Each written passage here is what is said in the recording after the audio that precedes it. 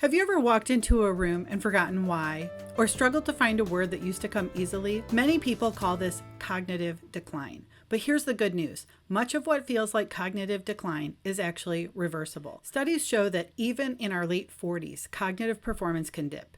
One long-term study found a 3 to 4% drop in reasoning ability in adults 45 to 49 over just a decade. But that's not destiny. Lifestyle plays a huge role in how our genes express and how sharp our brain stays. In this video, I'll share 5 practical fixes that protect your brain function and sharpen your focus that will help you feel like yourself again. I'm Lisa Genza. I spent 25 years in IT managing complex systems before becoming a health coach. When my own health crashed, I applied the same systems thinking to my biology. What I discovered is this: your brain is not destined to decline just because you're aging or because you work long hours. I worked lots of long hours. It responds directly, though, to how you eat, sleep, move, and manage stress, and how much light you're getting in time spent outdoors. Today, I'll share 5 levers that you can pull every day to keep your brain running at full speed. Knowledge workers like us spend most of our lives indoors, at screens, under pressure to perform. Women after menopause are often described as losing their words, feeling mentally slower, and surveys show about 1 in 5 working professionals already notice memory slips at midlife. These experiences are real, but they don't mean decline is inevitable. Genes may load the gun, but lifestyle pulls the trigger. And that's empowering because it means you can influence your outcome. I don't believe in a one-size-fits-all diet. What works for one person may not work for another, which is why I created a system optimization protocol to help clients discover what their body truly needs. But if I were to give you a solid rule of thumb, it would be that every meal should include fat, fiber, and protein.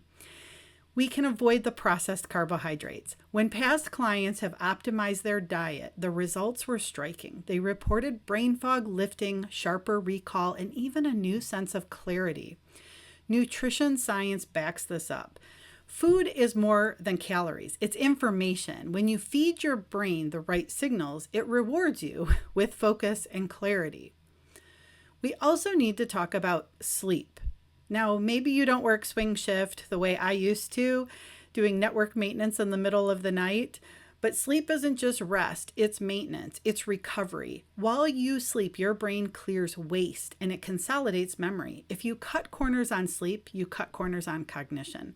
Think of sleep as your nightly system backup.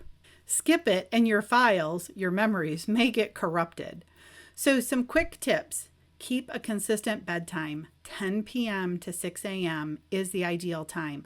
Remember, we were really meant to go to sleep with sunset and get up with the sunrise. Make your room cool, dark, and quiet.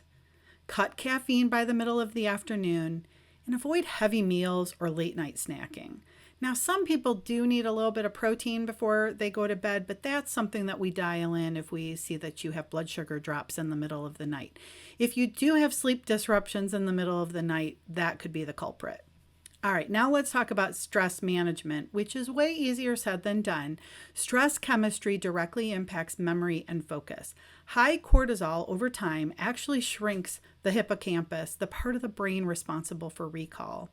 So some practical tools would be box breathing. Now, if you've ever taken a yoga class, you know there's a lot of focus on the breath, on breath work.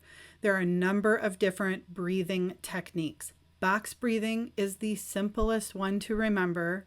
You can do it at any time. When I started public speaking, I would do box breathing before I would go on to speak. You inhale for a count of 4, hold for a count of 4, exhale for a count of 4, and hold for a count of 4. That box breathing will regulate your nervous system. Journaling is a great way to offload looping thoughts so your brain can rest. Mindfulness in motion, cooking, gardening, ways to slow down and reset is really important. See, stress isn't just in our head, it rewires our chemistry. So managing it restores your executive function. I wish I would have understood this when I was in corporate America. We also have to remember that movement is medicine. It increases blood flow, lowers insulin resistance, and even grows new neurons. I like to walk, do yoga, and do strength training. Now, what do we do when we're working long hours? Well, getting up and stretching or moving in between meetings is very helpful. If you can go outside, that's even better. Motion doesn't just strengthen your muscles, it sharpens your memory. Most of us spend 90% of our time indoors, and that is a problem for our circadian rhythm and our cognitive function. We really need morning sunlight. Get 10 to 20 minutes of morning sunlight outdoors before you go to work. It resets your body clock and improves your alertness. Step outside in between meetings. Nature reduces stress and improves focus. At night, we need to wear blue blocker glasses or dim our screens. Artificial light late in the evening suppresses melatonin and robs you of deep sleep. And here's something encouraging. Despite concerns about digital dementia, recent studies have found that adults who regularly use technology, computers, smartphones, and the internet, actually had a lower risk of cognitive impairment compared to those who didn't. I was pleasantly surprised by this. And it also goes to show that those of us in the second half of life still have our cognitive ability, even if we have spent most of those years working on computers. So it's definitely not the tech itself. Your environment is constantly programming your biology. Sunlight and screen hygiene can help keep your code clean. I do now wear blue blockers. In the evening, I had prescription readers created with blue blocker in them. I ensure that I get morning sunlight and have moved my morning exercise to my patio as much as possible. I will take my computer out on my patio to work. If you've worried about memory slips or word finding issues, let this reassure you, you are not broken. And syncing back up is completely possible. About 38% of the risk for cognitive decline is driven by lifestyle factors. That means your choices matter far more than you think. If you want a personalized starting point, take my system optimization assessment. It's like a health dashboard for high performers, showing you where you're strong and where you need a reboot. I'm relieved to know that those of us in the second half of life really can retain our cognitive ability because the world needs us. Cognitive decline isn't inevitable. With the right food framework, restorative sleep, stress tools, movement, and environment, you can stay sharp and energized for decades. And that is so important to me.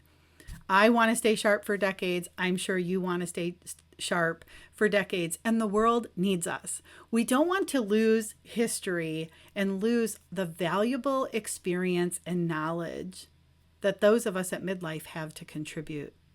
We need to protect our most important asset, our brain, our experience, and our knowledge. If this video has helped, hit subscribe and join me weekly for more health intelligence built for knowledge workers and high performers. Remember, your freedom begins in your kitchen and the choices that you make every single day.